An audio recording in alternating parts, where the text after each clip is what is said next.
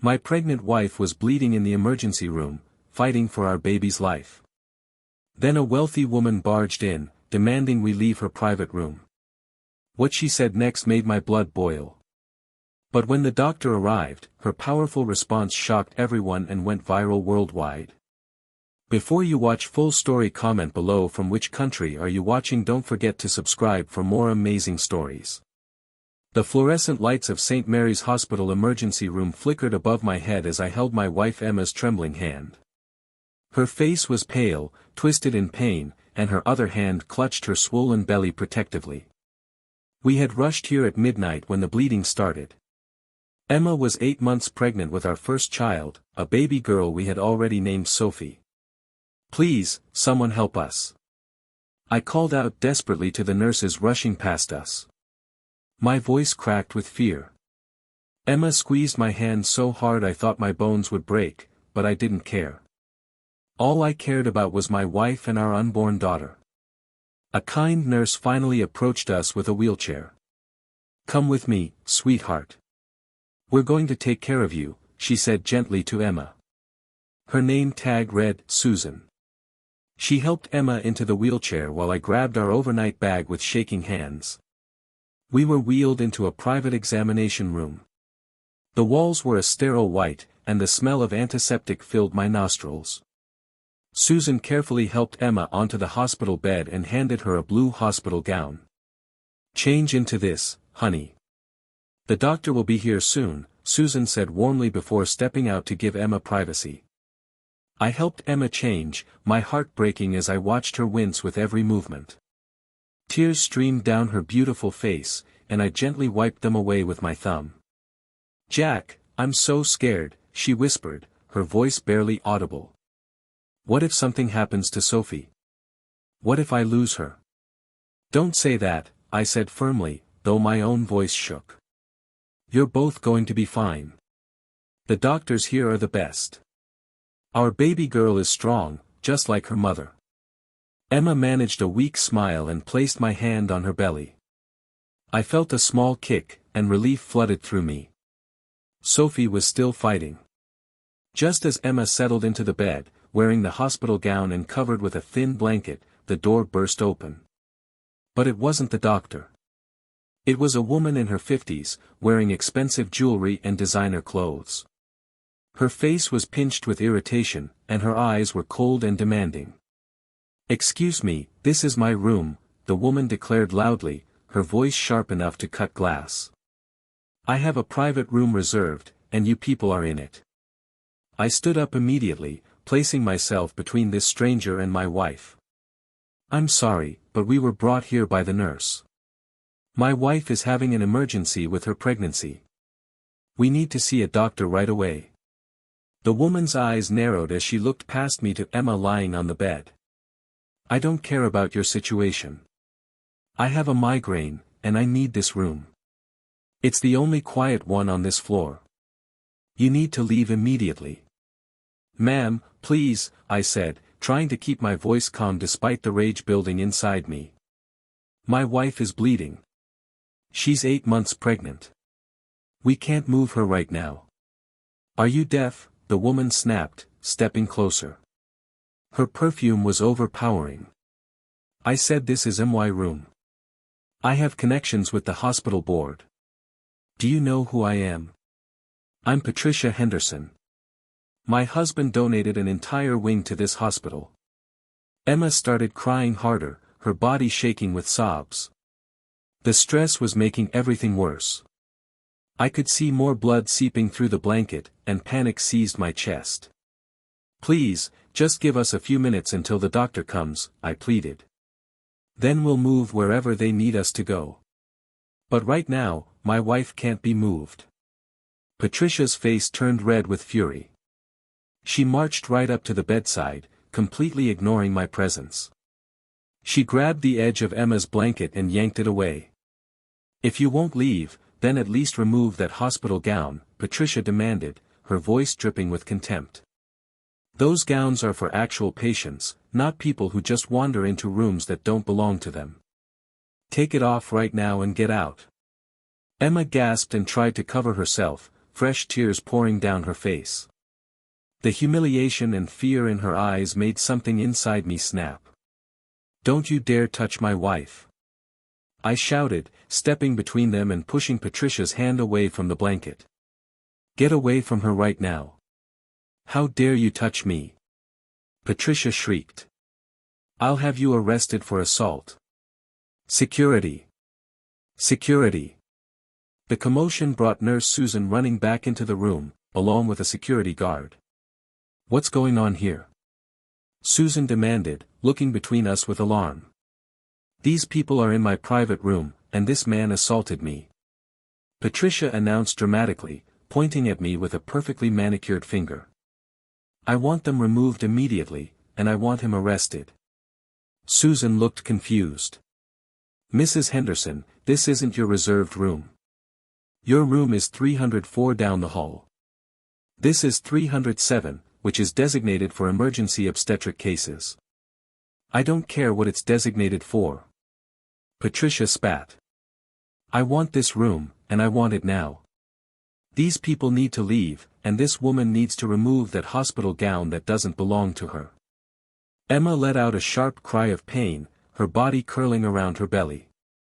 Blood was now visibly soaking through the sheets beneath her. "Oh my God," Susan gasped, immediately rushing to Emma's side. She pressed the emergency call button on the wall repeatedly. "We need Dr. Matthews here now. This patient is hemorrhaging." But Patricia wasn't done. Even as my wife lay there bleeding, this horrible woman continued her tirade. "This is ridiculous. I have a migraine. My suffering matters too. Why should she get special treatment just because she's pregnant? Plenty of women have babies every day. It's not that special." The security guard, a young man who looked uncomfortable with the entire situation, tried to intervene. "Ma'am, perhaps we should step outside and let the medical staff work." "Don't tell me what to do," Patricia snapped at him. "I'm calling my husband, and he'll have all of your jobs." She pulled out her phone and began dialing aggressively. The door swung open again, and this time a tall woman in a white coat entered quickly. She had kind eyes and gray hair pulled back in a neat bun. Her name tag identified her as Dr. Rachel Matthews, Chief of Obstetrics. Dr. Matthews took one look at the scene, Emma bleeding on the bed, me standing protectively beside her, Patricia on her phone screeching about lawsuits, and Nurse Susan trying to manage the chaos, and her expression hardened. "Everyone except the patient and her husband, out." Dr. Matthews commanded with such authority that even Patricia paused mid-sentence. "This woman is experiencing a placental abruption, which means both she and her baby could die in the next few minutes if we don't act immediately. So unless you want to be responsible for 2 deaths, I suggest you leave this room right now." Patricia's mouth opened and closed like a fish. But this is supposed to be my room. I have a migraine." Dr. Matthews turned to face Patricia fully, and the look in her eyes could have frozen fire. She stepped forward until she was inches from Patricia's face. "Let me make this very clear to you," Dr. Matthews said in a voice that was deadly calm. "I don't care if you're having a migraine, a heart attack, or a crisis of conscience. I don't care if your husband built this entire hospital brick by brick with his own hands. Right now, in this room, there is a mother who is bleeding internally and a baby who is being deprived of oxygen with every second that passes. If you delay me for even one more second from treating them, I will personally ensure that you are charged with interfering with emergency medical care. Is that clear enough for you?" Patricia's face went from red to white. "You can't speak to me like that. Do you know who I am?" "I know exactly who you are," Dr. Matthews replied coldly. "You're the woman who just told a bleeding pregnant woman to remove her hospital gown and leave an emergency room. You're the woman who prioritized her own comfort over someone else's life. And you know what? I've met hundreds of women like you in my 30 years of medicine. Women who think money and connections make them more important than everyone else. But in my emergency room, there's only one thing that matters: saving lives. And that woman's life and her baby's life matter infinitely more than your convenience. The doctor turned to the security guard. Escort Mrs. Henderson to her actual room, or escort her out of the hospital entirely. I don't care which. But get her out of my sight before I say something I might regret. Patricia opened her mouth to protest, but Dr. Matthews had already turned her back and was at Emma's bedside, examining her with practiced efficiency. Susan, prep for an emergency C-section. Call the surgical team and tell them we're coming up now. Get me 2 units of O-negative blood standing by. Dr. Matthews rattled off orders while gently checking Emma's vitals. But. Patricia sputtered, still standing there in shock.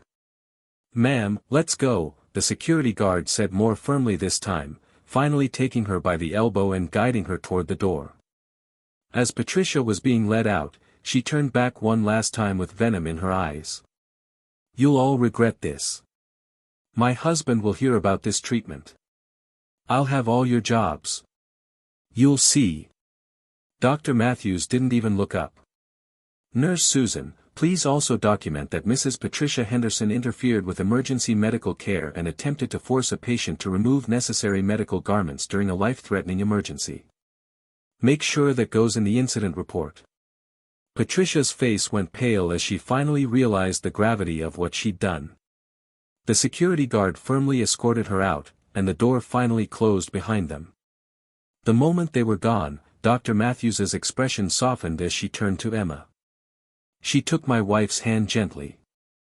Emma, sweetheart, listen to me, Dr. Matthews said in the kindest voice I'd ever heard. Your placenta has partially separated from your uterus. That's why you're bleeding. We need to get your baby out right now through a C-section. It's going to be okay, but we need to move fast. Do you understand? Emma nodded through her tears, gripping the doctor's hand like a lifeline. My baby, is Sophie going to be okay? I'm going to do everything in my power to make sure both of you are okay, Dr. Matthews promised, and I could see she meant every word. You've been so brave already. I need you to be brave for just a little bit longer. More medical staff rushed into the room, and suddenly everything was moving at lightning speed. They were unlocking the wheels of Emma's bed, attaching 4 lines, and preparing to move her to the operating room. I was given surgical scrubs to change into so I could be with Emma during the surgery. My hands shook so badly I could barely tie the drawstring on the pants. Sir, what's your name? Dr. Matthews asked as we rushed down the hallway, Emma's bed surrounded by medical personnel. Jack, I managed to say. Jack Morrison. Jack, I want you to know that your wife is in good hands, Dr. Matthews said as we moved. I've delivered over 5,000 babies in my career, including hundreds of emergency C-sections. Emma is young and strong, and she got here in time. Those are all good things. Thank you, I whispered, tears streaming down my face. Thank you for standing up for her. That woman. I can't believe she. Don't think about her right now, Dr. Matthews said firmly. She's not important. Your family is. Focus on Emma and Sophie. They need you to be strong.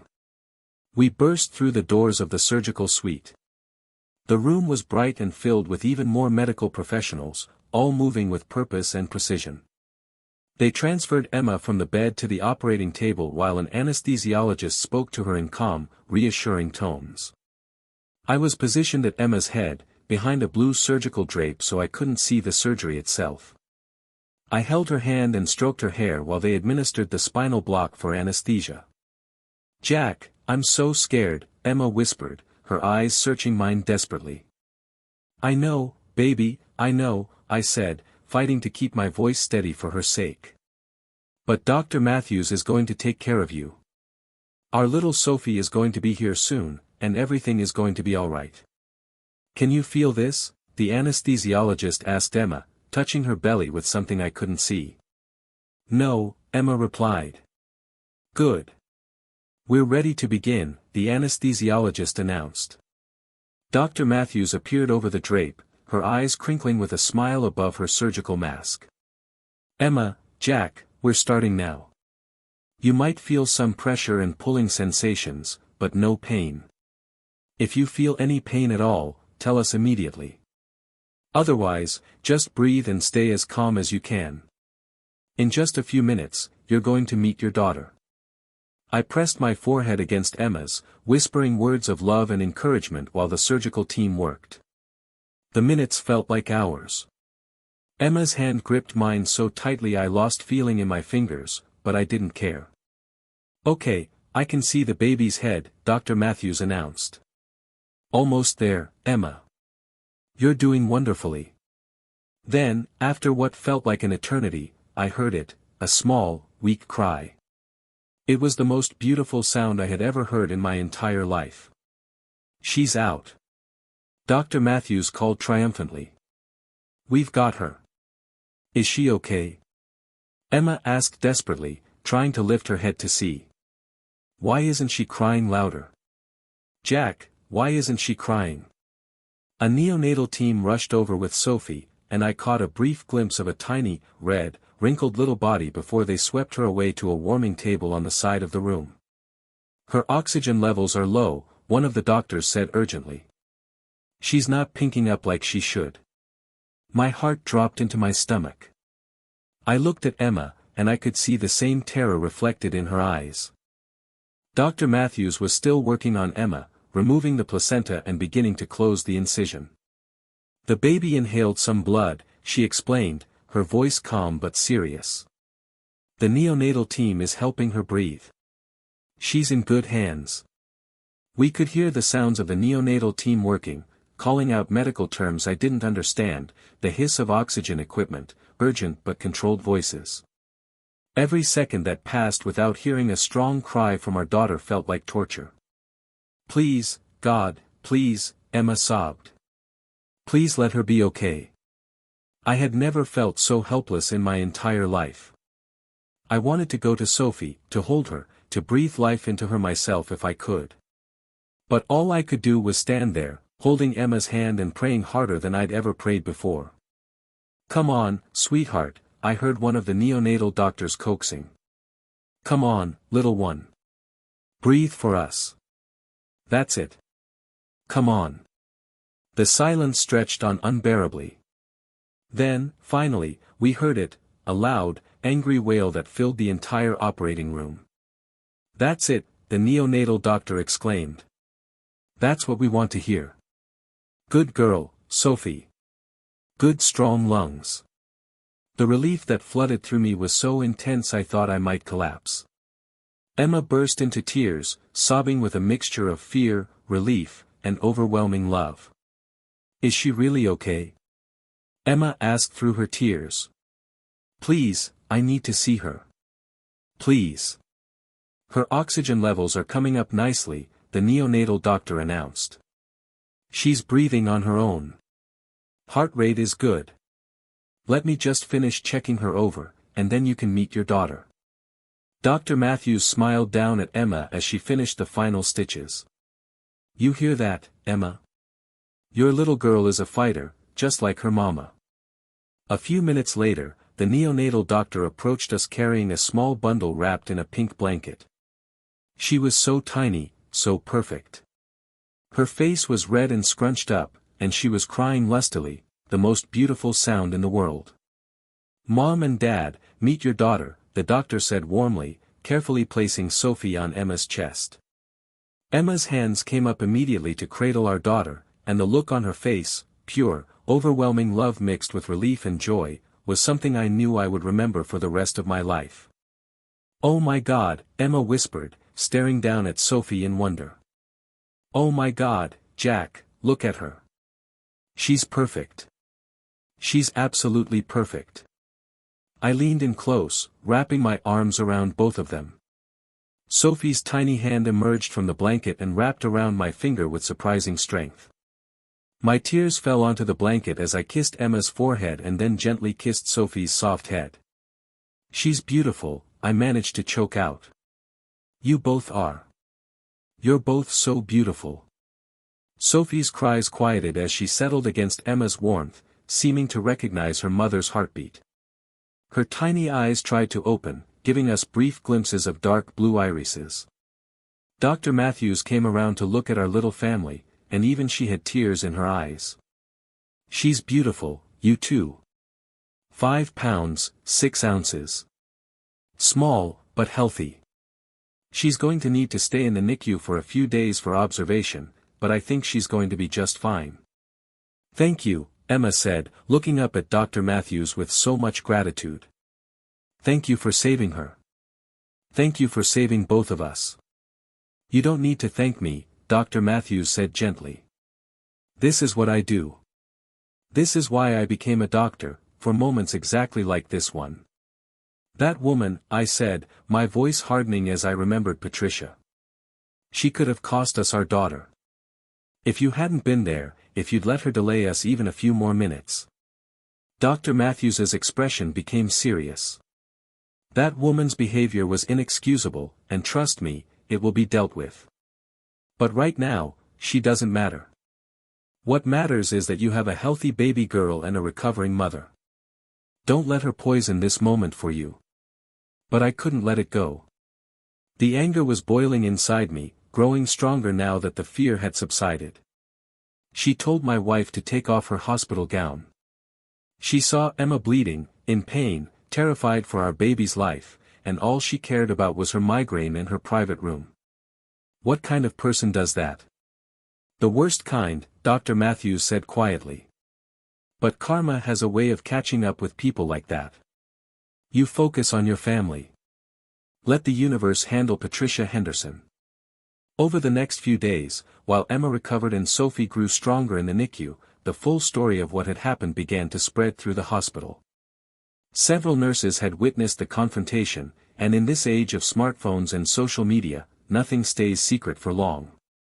It turned out that one of the other patients in the emergency room that night had been recording on their phone, trying to document their own wait time for insurance purposes. Their camera had captured audio of Patricia's entire tirade, including her demand that Emma remove her hospital gown and her complete dismissal of the medical emergency taking place right in front of her. That patient, disgusted by what they'd witnessed, posted the audio to social media with a detailed account of the events. Within 24 hours, it had gone viral. People were outraged. The comment sections exploded with anger at Patricia's behavior and praise for Dr. Matthews's response. Local news stations picked up the story. #Karen at the hospital started trending on Twitter. Major news outlets began calling the hospital for interviews. Patricia Henderson's name became synonymous with entitled cruelty. Her husband's company began receiving calls demanding she face consequences. The hospital board, despite her husband's previous donations, released a statement condemning her actions and praising Dr. Matthews for her professionalism and prioritization of patient care. I was holding Sophie in the NICU, giving her a bottle while Emma rested, when Nurse Susan came in with her phone. "You need to see this," Susan said, showing me a news article on her screen. The headline read, "Woman demands pregnant emergency patient remove hospital gown, doctor's response goes viral." The article detailed everything that had happened, including direct quotes from the audio recording. It described Emma's placental abruption, the emergency C-section, Sophie's difficult first minutes of life, and how close we had come to tragedy. It praised Dr. Matthews for her unwavering commitment to patient care in the face of entitled harassment. Most impactfully, the article included statements from medical professionals across the country, all expressing their support for Dr. Matthews and their disgust at Patricia's behavior. Patient advocacy groups used the incident as an example of how healthcare systems sometimes fail to protect vulnerable patients from harassment and abuse. "Dr. Matthews is being hailed as a hero," Susan said with a smile. "And Patricia Henderson has been banned from St. Mary's Hospital permanently." I looked down at Sophie, peacefully drinking her bottle, her tiny fingers wrapped around mine. Her eyes were open now, and she was getting stronger every day.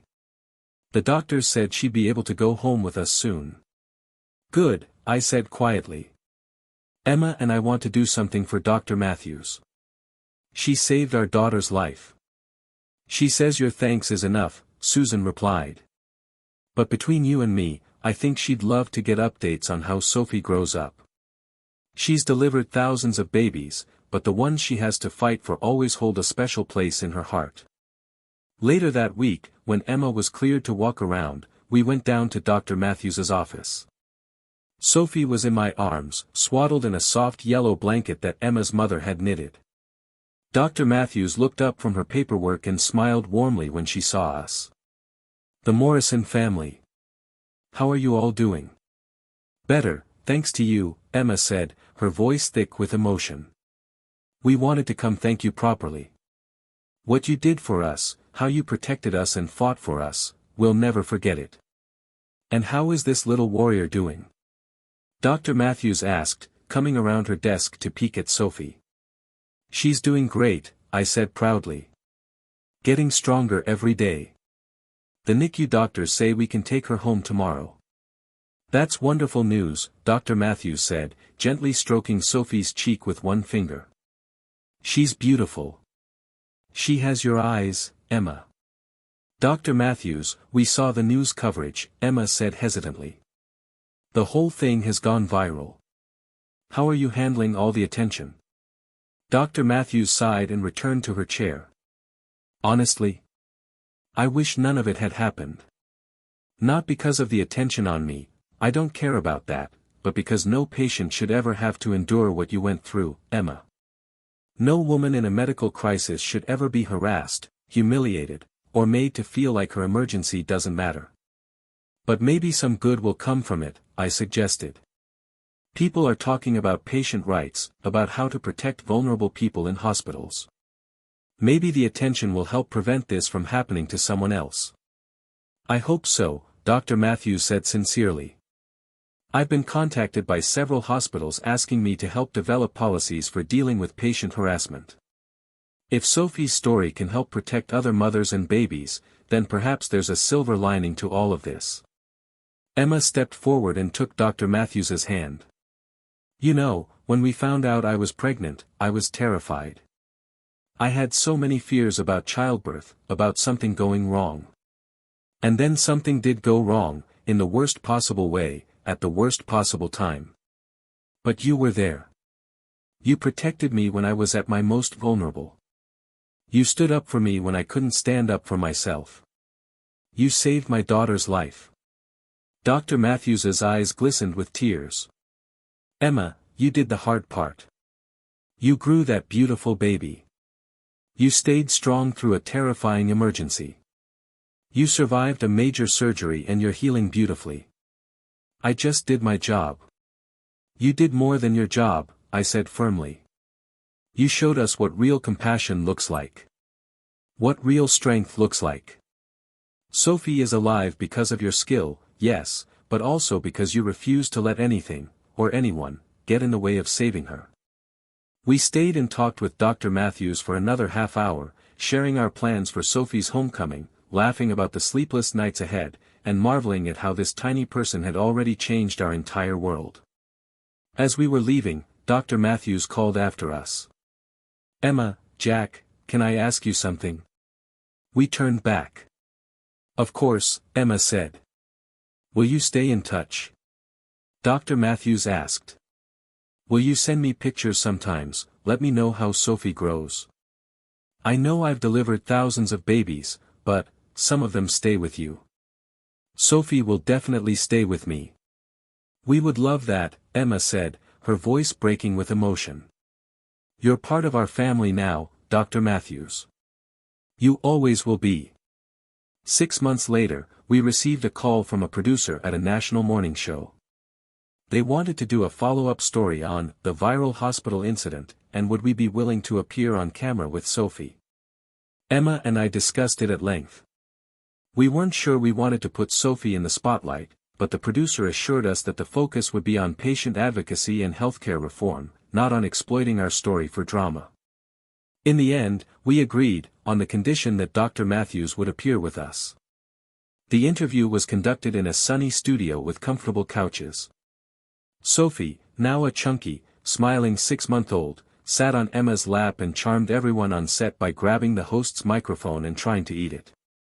The host, a warm woman named Jennifer, asked us to tell our story from the beginning. Emma and I took turns describing that terrifying night, the bleeding, the rush to the hospital, the fear for Sophie's life, and then Patricia's unbelievable cruelty. What went through your mind, Emma, when this woman told you to remove your hospital gown? Jennifer asked gently. Emma looked down at Sophie, who was happily chewing on a teething toy. I felt humiliated. Scared. Helpless. I was bleeding, possibly losing my baby, in the worst pain of my life, and this stranger was treating me like I was an inconvenience. Like I wasn't even human. I've never felt so vulnerable and so attacked at the same time. And Jack, what was your reaction? Rage, I said honestly. Pure rage. This woman was threatening my wife and daughter over a private room and a migraine. I wanted to physically throw her out of that room myself. But I also felt helpless because I knew if I did anything too aggressive, I might be removed from the hospital, and Emma needed me there. Jennifer turned to Dr. Matthews. Dr. Matthews, you've been in medicine for over 30 years. In that time, you must have encountered difficult family members, entitled patients. What made this situation different? Dr. Matthews's expression became grave. What made it different was the direct threat to patient care. I've dealt with entitled people before, it comes with the territory. But this woman was actively interfering with emergency medical treatment. She was delaying care during a life-threatening emergency, and she was psychologically traumatizing a patient who was already in crisis. That's where I draw the line.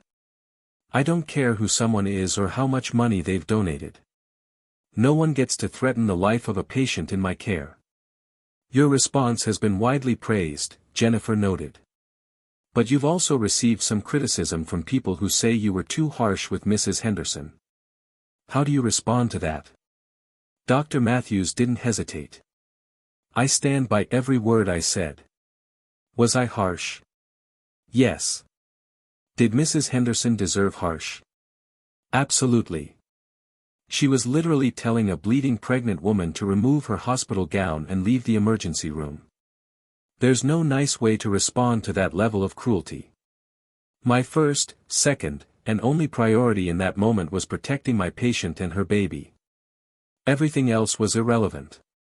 Mrs. Henderson has declined our invitation to appear on this show, Jennifer said, but she has released a written statement apologizing for her behavior and saying she was under extreme stress that night due to chronic pain. Do you accept her apology? Emma and I looked at each other. We discussed this possibility. I appreciate that she apologized, Emma said carefully. And I don't wish her any harm. But I also think she should understand the full impact of what she did. She didn't just hurt my feelings or inconvenience me. Her actions could have contributed to my daughter's death. Every second counted that night. If Dr. Matthews had been more concerned with appeasing Mrs. Henderson than with treating me, if she had wasted even a few more minutes trying to negotiate or find a compromise, Sophie might not be here today. That's the reality. The interview continued for another 20 minutes, covering topics like patient rights, hospital policies, and the broader issue of how society treats pregnant women and mothers. Dr. Matthews spoke passionately about the need for better protections for vulnerable patients and the importance of medical staff being empowered to shut down harassment immediately. At the end of the interview, Jennifer asked Emma to hold Sophie up for the camera. Our daughter, happy and healthy and completely unaware of the drama surrounding her birth, smiled a gummy smile and waved her chubby arms. This is what it was all about, Jennifer said to the camera. This beautiful little girl who almost didn't get the chance to smile for her first camera. Thanks to Dr. Rachel Matthews and the team at St. Mary's Hospital, Sophie Morrison is here, thriving, and a powerful reminder of why patient care must always come first. After the show aired, we received hundreds of messages from people sharing their own stories of being mistreated in healthcare settings, of having their emergencies dismissed, of being made to feel like their pain and fear didn't matter. It was heartbreaking to realize how common these experiences were. But we also heard from healthcare workers thanking us for bringing attention to the challenges they face when trying to advocate for their patients against difficult family members or entitled individuals who try to manipulate the system. The viral video and the subsequent interview led to real change. St. Mary's Hospital implemented new protocols for protecting patients from harassment. Other hospitals across the country followed suit. Patient advocacy groups used Sophie's story as a rallying point for healthcare reform. Patricia Henderson largely disappeared from public life. Her husband's company distanced itself from her, and she stepped down from several charitable boards. We heard through the grapevine that she underwent therapy and was working on herself, which we genuinely hoped was true. Hurt people, and while her behavior was inexcusable, we didn't want her to spend the rest of her life as the villain in a viral video. As for our family, we focused on what mattered, raising Sophie and appreciating every precious moment with her. Every smile, every giggle, every milestone felt like a miracle. She'd come so close to not being here at all. We stayed in close contact with Dr. Matthews, sending her photos and updates regularly. She came to Sophie's first birthday party and brought an enormous teddy bear that was bigger than Sophie herself. Watching the doctor who saved our daughter's life sing "Happy Birthday" to her, with tears of joy in her eyes, was a moment I'll treasure forever. Sophie is 3 years old now, a bright, energetic toddler with Emma's eyes and my stubborn determination. She doesn't know the story of her birth yet, she's too young to understand. But someday, we'll tell her about the night she was born, about the scary moments when we almost lost her, and about the incredible doctor who refused to let anything stand in the way of saving her life.